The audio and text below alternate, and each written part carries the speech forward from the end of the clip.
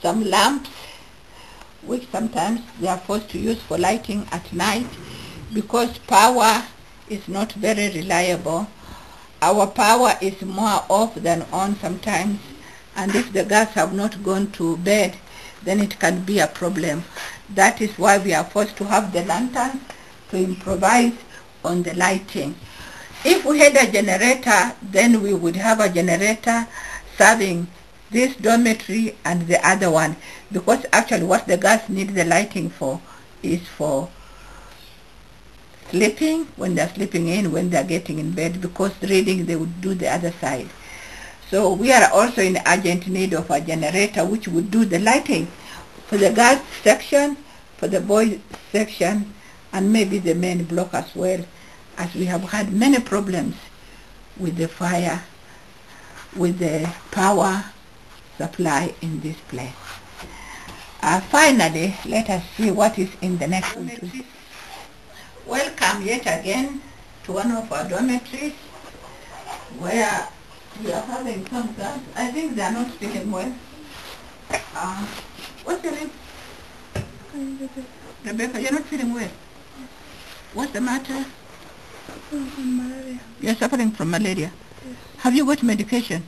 Yes. Who gave you? Nurse. The nurse. Have you taken? Yes. How many doses have you taken? So far 2. So far 2. And when are you supposed to finish? Tomorrow next. Tomorrow? Yes. Is when you finish your dose? Okay, sorry. We wish you quick recovery. Eh? Yes. Well, this is this is one of those cases. We have malaria cases. Although she sleeps under mosquito net, we are provided, but still, mosquitoes are a menace and you can't avoid it.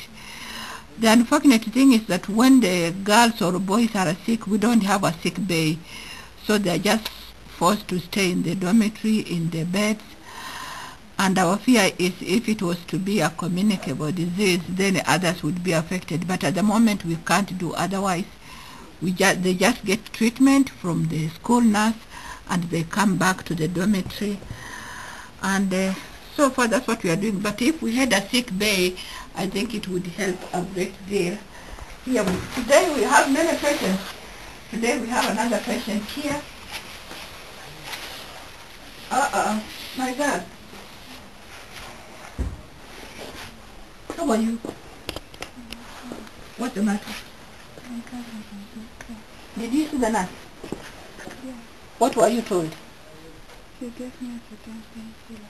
She gave you a painkiller. The tooth, which tooth?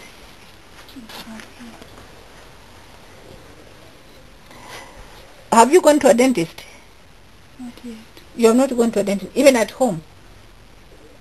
Even at home, I can just be taking drugs. So when you are at home, you just take things to try to ease the pain? Yes. But you have not seen a doctor?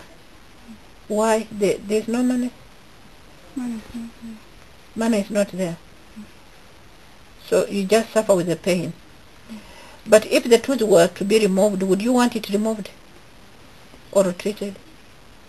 You want it removed or you want to retain your beauty? I want to remove it. You would want to remove it? Yes. But your parents cannot afford. Yes. So you just take painkillers. Yes. Oh, well, those are some of the cases. They come. Some can't afford fees, and now to make it worse, even the treatment of a tooth pain, can't go to class, just takes painkillers hoping it goes off. Sometimes it goes off, and then it will keep on recurring, and this disturbs her studies. So please come and stand with us. Here we are on top of Ngeta Hill. It's our landmine, because here is the place where most of the parents hit the stones to make aggregates for roads, for building, and this is how where they are able to raise their funds from, as we shall move around and see. Before that, I just want to give you a view of Dara Christian High School. From here, you have a beautiful area view of Dara Christian High School. You can see the students in the compound, and they're just going back to their classes. You can see the main administration block.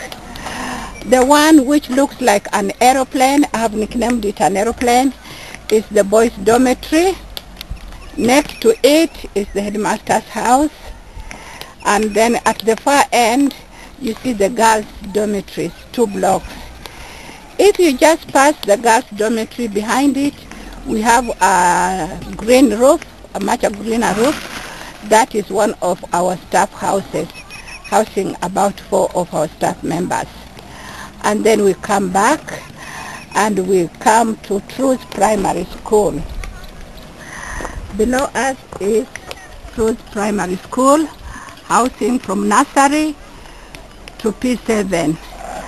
Accommodation has not been enough even for the classes, as we don't have staff room and the classes are not enough from nursery. We are trying to put up another block that will house the nursery, the one which is just being roofed. Then at the far end you will see another green roof. That is again one of our teachers' residences, housing again about 4 teachers. Yet we have many teachers in the nursery. We have about 16 teachers, but we are able to accommodate only 4 because of space. And secondary, we really lack accommodation for teachers, because as you can see, we have only that one, and yet we have over 30 teachers. So we are really in other need of accommodation for our teachers. And now, let us come back to this place. It's a good place, it gives us money, but it's one of those places that can make you really sad. Here you can see one of the mothers trying to raise some money to be able to take her children to school. What she's doing, she's digging there, part of the rock, and then she will get it, and she will collect it. After she has collected, she's going to throw over that white surface. When it has been drawn over the white surface, it will roll down, where it will be beaten into smaller aggregates where the customers come to buy from. It will be rolled down up to where the ladies are. It will be rolled down there where it will be beaten into smaller aggregates, because the vehicles can reach there and can collect it from there. Now let us go to the next stage. Here we are at the stone quarry, trying to get more stones. This is how we get them from there before they are thrown. You can see the old mama rolling down with her, which she has already filled in the jerry can, which is going to take down, and the pour where we are pouring to be able to roll it down. Sometimes we have to get the very big ones, and we shall soon see how they transport them down. Now she's trying to harvest. I don't know how they know where they are and how to harvest. This one doing here happens to be a friend of mine. Mama Dokas, Kepengubu, haya. You know what I mean?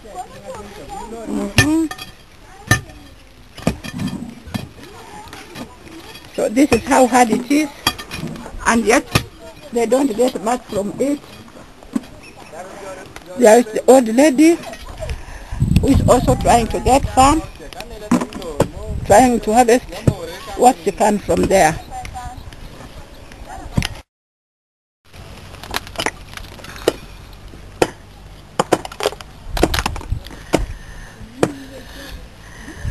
You can see these young lads, they are not in school. They are trying to raise school fees to be able, so actually they have become breadwinners, some of them without parents, so they have to do this to be able to raise money to feed their siblings and themselves. They wish they would be in school, but circumstances force them to be here doing what they are doing. They are breaking that rock up there, throwing it down here from here,